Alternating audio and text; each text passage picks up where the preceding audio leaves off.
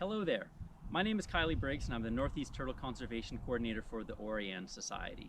We're a nonprofit organization that specializes in conserving critical habitat for rare reptiles and amphibians. And I know that many of you may be familiar with our organization because we've attended SEWE for quite a few years now. However, my coworkers who attend SEWE are people who are based in the southeastern United States, and you may be less aware of the fact that we actually have a pretty strong presence in the northeastern United States as well. And I wanted to just talk to you for a couple minutes today about the sort of work that I'm doing up here focused on freshwater turtle conservation. Now, we're standing here today in an agricultural setting in Vermont's Northeast Kingdom, and I'm using radio telemetry to keep tabs on a population of wood turtles, which are a rare species of semi-aquatic turtles that overwinter in streams like what we have right here, but then they spend the summer more on land, and they can forage weeks on end in upland habitat without returning to the water very often. And then in the fall, they return back to the streams where they'll spend the winter. Now, that actually puts them at risk for mortality on land. So if you compare them to like painted turtles or snapping turtles, which really just leave the water once a year to lay their eggs, during that time, they might get hit by cars, they might get run over by mowing equipment, but it's just a once a year danger for them. Whereas wood turtles, because they're moving back and forth between streams and uplands time after time throughout the year, and because the sorts of floodplains that they specialize in are easy places to put roads and represent some of the best, most fertile landscape that we have, it's also where most of our agriculture is located. So these turtles take a really big hit, and their populations are very sensitive to any sort of factor that might kill an adult. So before I actually turned on the camera here, I did locate a wood turtle using this radio telemetry equipment, and I'll just show you how this works. So each turtle that I'm tracking, I put a small brown transmitter on. I just glue it to the back of the shell, and that sends out a constant radio signal that allows me to figure out what direction the signal is coming from, and if I just walk in that direction, I'll eventually end up where the turtle is.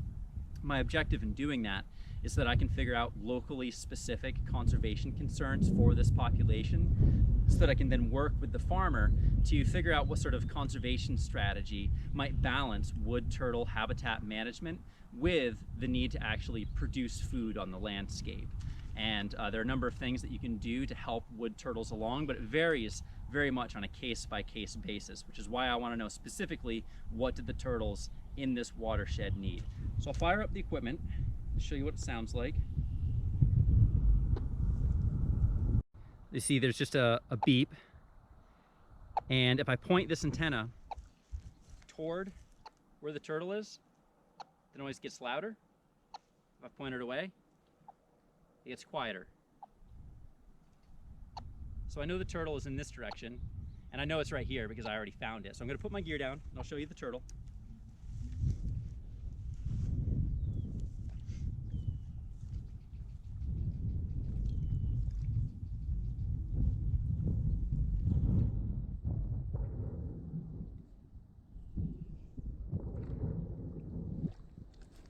All right, so this is the wood turtle. Wood turtles, the top of their shell, their carapace, is typically brown. And if you look closely, you can see that each of these scutes has concentric rings around it.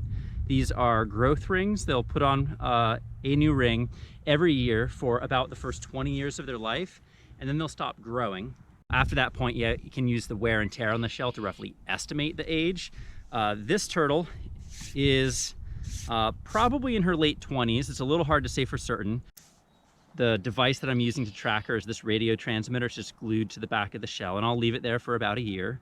And one thing I want to show you actually is that she's missing her left front foot.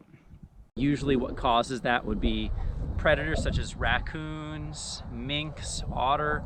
Sometimes agricultural equipment such as mowers can be associated with the limb loss, even if the shell isn't damaged.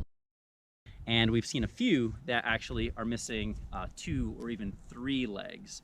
And they can actually survive like that. A 3-legged turtle does pretty well. It doesn't really have to make very big changes to its lifestyle. But once they get down to 2 or even less legs, they really don't leave the water very often.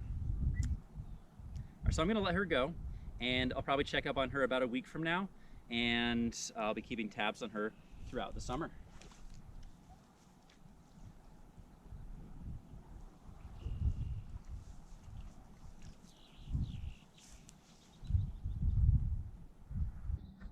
So I want to thank you for taking a few minutes of your time to learn about some of the work that the Orianne Society is doing in the northeastern United States. Even though I personally won't be in attendance at CWE in 2021, my coworkers who are based in the southeast certainly will be. They'll have animals to show you. They'll be more than happy to answer any questions you might have about work that they're doing to protect rare reptiles and amphibians in the southeast. And they may be able to answer some questions you might have about my work as well. So I really hope that you visit us during CWE 2021. And until then, please stay healthy, stay safe, and if you're in the sort of work that I am, then to the greatest extent possible, stay dry as well.